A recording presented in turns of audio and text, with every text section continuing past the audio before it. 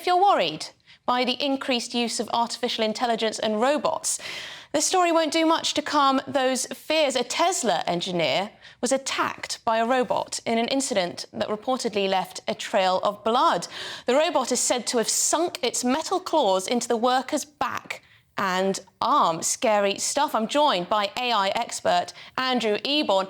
Andrew, this is like something out of a horror movie. It certainly is, isn't it? And the joy of joining you in Twixmas sort of gets spoiled by this sort of story, doesn't it? It is the stuff of nightmares. The Texas Chainsaw Massacre is what the headline would sort of have you believe. But actually, it broke in the Times a little bit earlier today, so it didn't quite make papers. And actually, if you dig a bit deeper into the story, I've got it here, they say basically the accident is the latest recorded at the company's Tesla Gigafactory, which is indeed in Texas, and 21 workers, out of every 21, one worker is injured last year. But if you dig a bit deeper, what actually happened, the robot itself was designed to move aluminium car parts and was supposed to be turned off while one of the workers did some maintenance. It wasn't turned off. So it's not the headline that people talk about where it's a machine tacking the worker.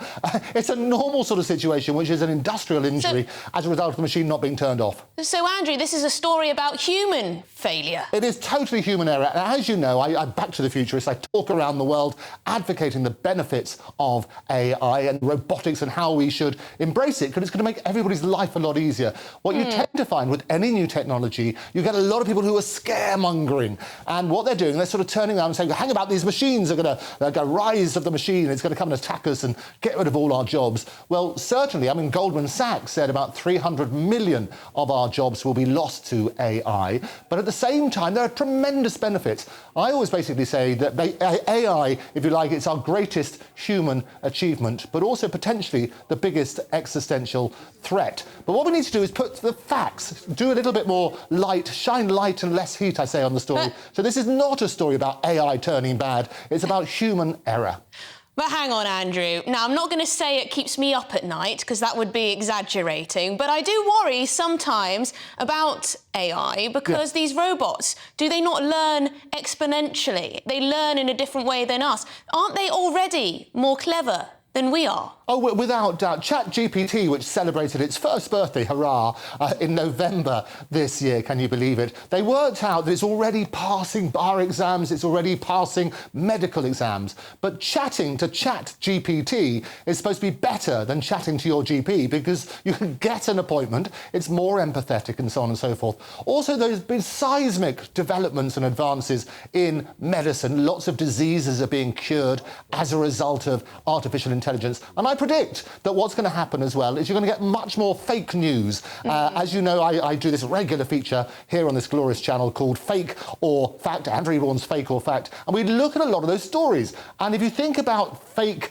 videos, you talk about sort of artificial created images, there's going to be lots of that, especially as next year we're going to have at least an election here, probably, as well as in the US. So expect to see a lot more of those. Yes, it could definitely have an impact on our democracy, that's for sure. But hang on, aren't some of these AI boffins, the likes of Elon Musk, actually warning, hang on there, let's slow down with this, we're not sure what we're creating? Because if we're creating bots that are more clever than us, well, only a few steps away from them taking over. No, absolutely. And I'm a musketeer. A lot of people have a go at Elon. And he came over to the great first ever worldwide AI safety summit, which we had right here in the UK at Bletchley Park, the home of where they cracked the Enigma code. And basically they said, absolutely, you have to understand the technology and make sure there are these safeguards in place to make that make sense. So absolutely, the way we're going to do, work out what the technology can do, work out how we can harness it, but beware of the risks as well.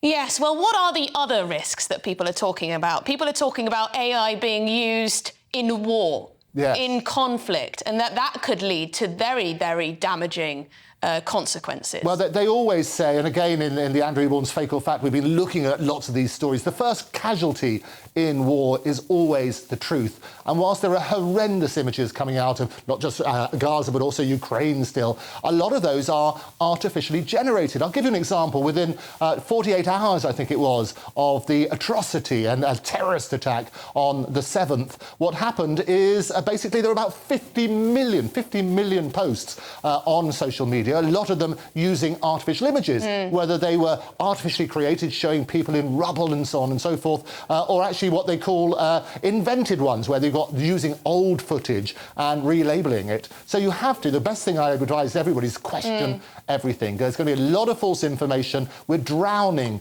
in a sea of information, most of which is false. Well, there you go. A warning from Andrew Eborne to not believe all that you read or see. It could be done by a bot. Thank you very much indeed, AI expert Andrew Eborne. Always fantastic to talk to.